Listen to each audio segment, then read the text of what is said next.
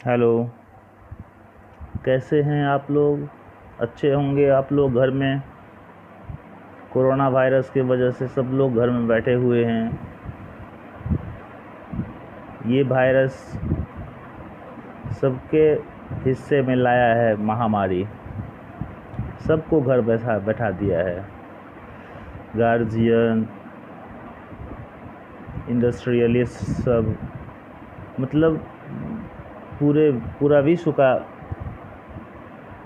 हालत है, घर में सबको बैठा दिया है। इसमें हम लोग भी परेशान हैं, बच्चे भी परेशान हैं, गार्जियन परेशान हैं, सब लोग परेशान हैं। इसमें सबसे किसका बुरा हाल कहेंगे? सबका तो बुरा ही हाल है। बच्चे परेशान हैं, हम लोग तो परेशान हैं ही, क्योंकि जो हम लोगों का काम है पढ़ाना, बच्चे का जो काम है पढ़ना, वो सब स्थिर हो गया, कांस्टेंट हो गया है। न बच्चे आगे बढ़ रहे हैं, ना हम लोग आगे बढ़ रहे हैं। बच्चा पढ़ाई होगा, स्टडी होगा, एजुकेशन होगा, तभी हम लोग हैं। तो हम सोचे कुछ करें, क्या करें। बहुत बच्चा व्हाट्सएप पर भेजता है सवाल, तो हम उसको बना करके भेज देते हैं। उससे सेटिस्फैक्शन नहीं हो सकती है। सवाल 2 को दिया, बनाकर भेज दिए। सवाल को एक बच्चा 5 को दिया, बनाकर भेज दिए। सवाल न बनाकर भेज दिए, संतुष्टि तो मिलती नहीं है। हम भी समझते हैं कि बच्चे भी संतुष्ट नहीं हो सकते हैं। बच्चा सेल्फ स्टडी कर रहा है, लेकिन उसको कंसेप्ट नहीं मिल पा रहा है। सही बात है। ऑनलाइन पढ़ाई में क्या होता है, तो हम पढ़ा दिए, एक तरफा पढ़ाई कर दिए। हमारे यहाँ बहुत सुविधा नहीं है,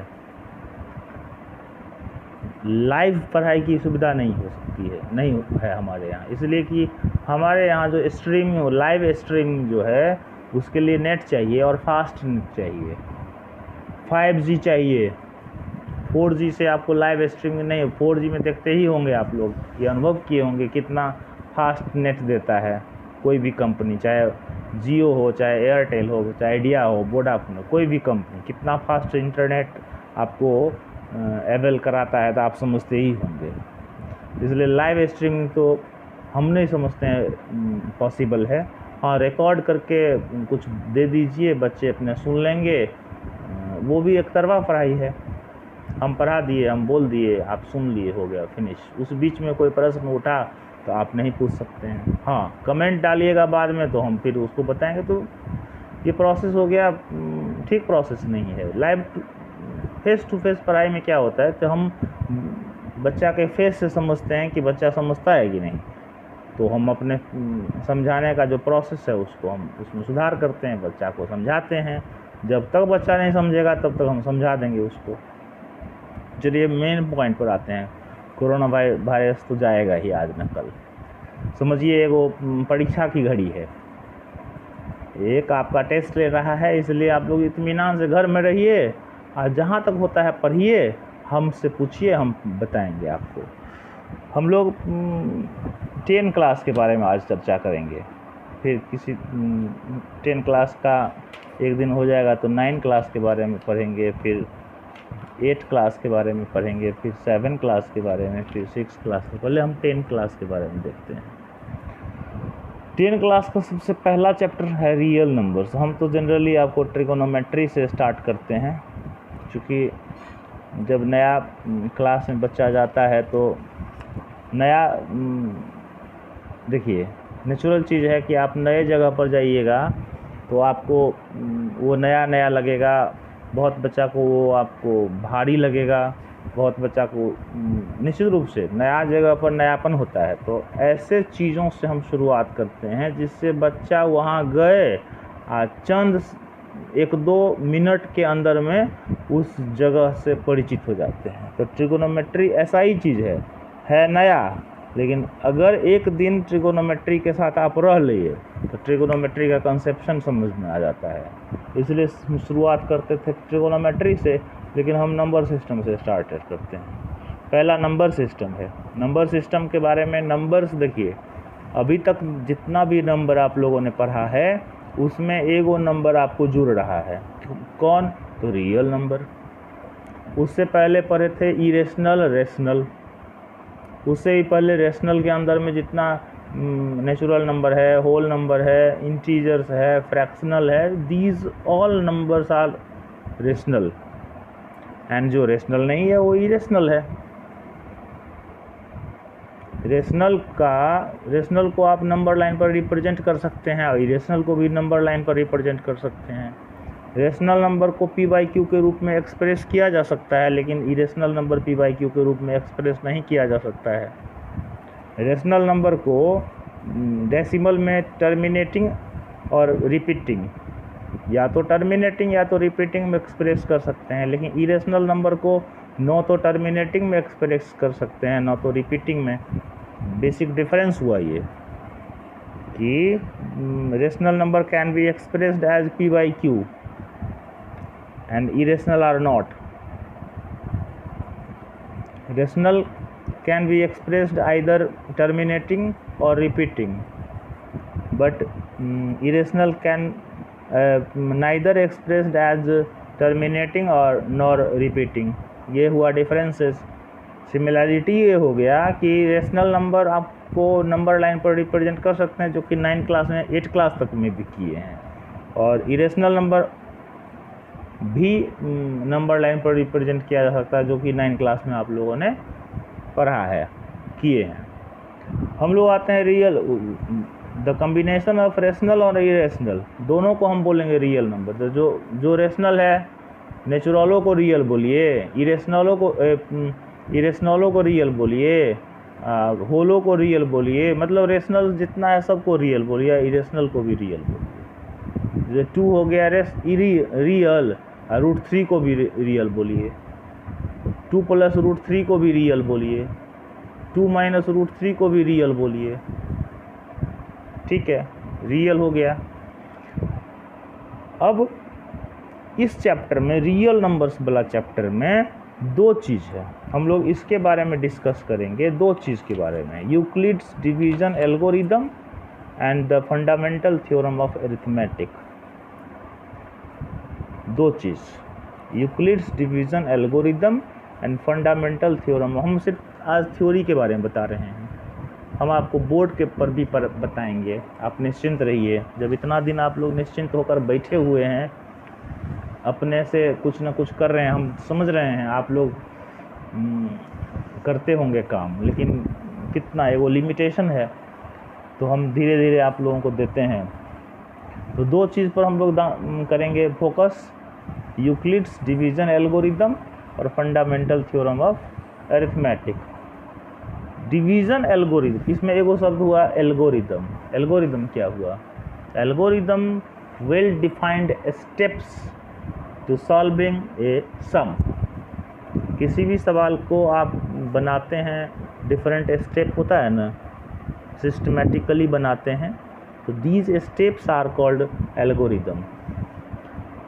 डिवीज़न एल्गोरिदम जो हुआ, आप सब समझते हैं, 100% स्टूडेंट जो पढ़ाई कर रहा है वो समझता है, dividend is equal to divisor गुने क्यूसेंट प्लस रिमाइंडर। कोई पूछेगा डिवीज़न एल्गोरिदम क्या है, यूक्लिड्स डिवीज़न लेमा या यूक्लिड्स डिवीज़न एल्गोरिदम क्या है, तो कहिएगा कोई भी 2 पॉजिटिव नंबर है, इंटीजर है, मान लेते हैं x और y है, तो उसके बीच में निश्चित, देखिए 10 से अगर किसी 20 में अगर भागा दीजिएगा तो क्यूसेंट हो जाएगा 2 और रिमाइंडर हो गया 0।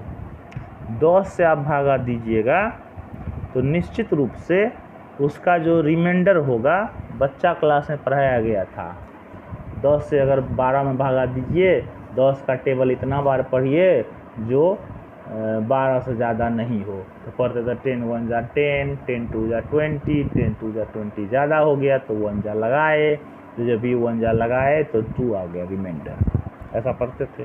तो 10 से अगर किसी भी नंबर में भागा दीजिएगा तो रिमाइंडर 0 से लेकर 9 तक आएगा।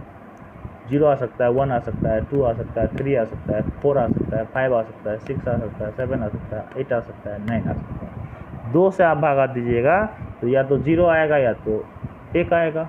देखिए दे करके 3 से भागा दीजिएगा 0 आएगा, या तो 1 आएगा या तो 2 आएगा। 4 से दीजिएगा तो 0 आएगा, तो या तो 1 आएगा या 2 आएगा या तो 3 आएगा। 5 से कहने का क्या मतलब हुआ, जिस नंबर से आप भागा दे रहे हैं उससे कम और 0 इसके बीच में ही आपको आएगा रिमाइंडर। 15 से भागा दीजिएगा तो 0 से लेकर 14 तक आएगा रिमाइंडर, कोई भी इसमें से आना ही है। तो हम x और y दो को पॉजिटिव नंबर लेते हैं, और निश्चित रूप से रिमाइंडर तो निश्चित रूप से जो है मान लीजिए a से भागा देंगे, x से भागा देंगे y में, a भी मान लीजिए z y कुछ वो मान सकते हैं, मानने के लिए स्वतंत्रता है। a से लेकर z तक अल्फ़ाबेट है, मान लेते हैं a b है। a से अगर b में a में b से भागा देते हैं, b को डिवाइजर मान लीजिए, b को हम डिवाइजर मान लिए, a हो गया डिविडेंड। तो a बराबर b से भागा दे, क्यूसेंट तो कुछ आएगा ना, तो a बराबर B Q plus r, remainder क्या होगा, b हो गया ना डिवाइजर, तो रिमाइंडर क्या होगा, रिमाइंडर क्या होगा, b से छोटा ना होगा, रिमाइंडर क्या होगा 0 अथवा 0 से बड़ा लेकिन b से छोटा। कहने का मतलब 5 से अगर भागा देते हैं तो रिमाइंडर क्या होगा 0 अथवा 0 से बड़ा लेकिन 5 से छोटा। क्लियर। डिवीज़न एल्गोरिदम क्या है, तो कोई पूछेगा, कहेगा दो कोई पॉजिटिव नंबर है, मान लेते हैं a और b, उसके बीच में निश्चित रूप से क्यूसेंट और रिमाइंडर होगा ही, q और r उसके बीच में यूनिक एक नंबर है। तो a बराबर बी क्यू प्लस आर या b बराबर A Q plus R, where r is less than और equal to r, where r is greater than और equal to 0 and less than b। जिससे भागा दे रहे हैं, b से भागा दे रहे हैं, ध्यान दीजिए b से आप भागा दे रहे हैं, या a को डिविडेंड, b को डिवाइजर, q को क्यूसेंट, r को रिमाइंडर बोलते हैं। तो डिविडेंड बराबर डिवाइजर गुने क्यूसेंट प्लस, आप साधारण भाषा में बोलिए कि डिविडेंड बराबर divisor into quotient plus remainder, this is the division algorithm. इसको 10 क्लास के लेवल में जाते हैं तो अगर हम a और b कोई दो पॉजिटिव इंटीजर लेते हैं और उसके बीच में निश्चित रूप से q और r होल नंबर आएगा, तो a बराबर बी क्यू प्लस आर ऐसे भी बोल सकते हैं। दूसरे तरह से डिविडेंड बराबर divisor into quotient plus remainder, ये हुआ डिवीजन एल्गोरिथम। अब इसका कैसे काम, क्या काम होता है, कैसे रिएक्ट करता है, इस पर कैसे कैसे सवाल होता है, सब बताएंगे हम। इतना दिन रुके हैं तो कुछ और स्थिर रहिए, ठीक है। अब आते हैं दूसरा, the fundamental theorem of arithmetic. जितना भी कंपोजिट नंबर, अब ये नहीं कहिएगा कंपोजिट नंबर पता नहीं है हमको, नहीं, हमने बताने जा रहा है कंपोजिट।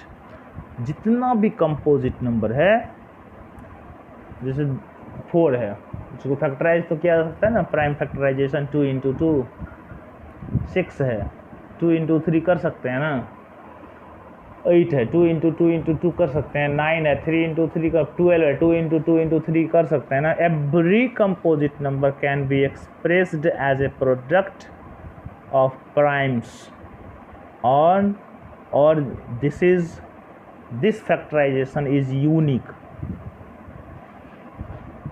मतलब अगर किसी, इसका मतलब क्या हुआ, जितना भी कंपोजिट नंबर है उसको हम प्राइम फैक्टराइजेशन कर सकते हैं, और जो यूनिक होगा उसके, यूनिक का मतलब क्या हो, उसके बाद आप फैक्टराइज नहीं कर सकते हैं। कोई कहेगा प्राइम फैक्टराइजेशन कीजिए आपको 10 का, तो 2 इंटू 5 इंटू 1 नहीं लिखेंगे। प्राइम फैक्टराइजेशन का मतलब क्या हुआ, prime factorisation a number which is expressed as the product of their prime factors। अब 1 उसमें नहीं ना आएगा, प्राइम 1 तो ना तो प्राइम है ना तो कंपोजिट, तो प्राइम फैक्टराइजेशन किसको बोले, ए number which is expressed as the product of their prime factors, उसको बोलेंगे प्राइम फैक्टराइजेशन। तो फंडामेंटल थ्योरम ऑफ अरिथमेटिक क्या हो गया, every composite number can be expressed as a product of primes and this factorisation is unique apart from order in which the prime factors occur. इतना बोलने इतना लिखने की ज़रूरत नहीं है, आप इतना ही समझिए। Every composite number can be expressed as a product of primes and which is unique. Clear? ये हो गया आपको फंडामेंटल थ्योरम ऑफ अरिथमेटिक। बहुत सारा सवाल बनता है इस पर। इस चूँकि √2 को अगर इरेशनल साबित करना है, √3 को अगर इरेशनल साबित करना है, मतलब डिफरेंट टाइप का सवाल सब है इस पर बनेगा। इसमें ज़्यादा हैवॉक ने RS अग्रवाल में आप जाइएगा या NCERT का सवाल सब देखिएगा, उसमें लगेगा कि so that A number which is so that every positive even integer in the form of 2q and 2q + 1, ऐसा सवाल सब होगा। आपको लगेगा क्या है ये सब, पते नहीं चल रहा है। सवाल रहेगा so that every positive odd integer in the form of 4q + 1 4q + 3। ऐसा भी हो so that every positive even integer is in the form of 2q and every positive odd integer is in the form of 2q + 1। ये तो हम पहले ही बताए हैं। So that 1 and only 1 out of n + 1 and n + 2 is divisible by 3। तो इस तरह का सवाल है जो कि RS अग्रवाल में आप उल्टाइएगा चैप्टर को, तो उसमें एग्जाम्पल्स में थ्योरी, एक तरह से ये थ्योरी है लेकिन उसको एग्जाम्पल के रूप में डाल दिया है। तो यूक्लिड डिवीज़न एल को आपको कहेगा HCF निकालो, तो बच्चा क्लास में HCF निकालना सीखे ही हैं? नहीं, बच्चा क्लास में HCF तो निकालना सीखे ही हैं। तो एक होता है डिवीज़न एल्गोरिथम, डिवीज़न मेथड से सीखे होंगे, प्राइम फैक्टराइजेशन से भी सीखे होंगे। तो प्राइम फैक्टराइजेशन आता ही होगा आपको। हाँ, डिवीज़न, इसमें आपको यूक्लिड डिवीज़न एल्गोरिथम से कैसे बनाएंगे इसको हम कल या परसों सिखाएंगे। आज के लिए इतना ही। Good night.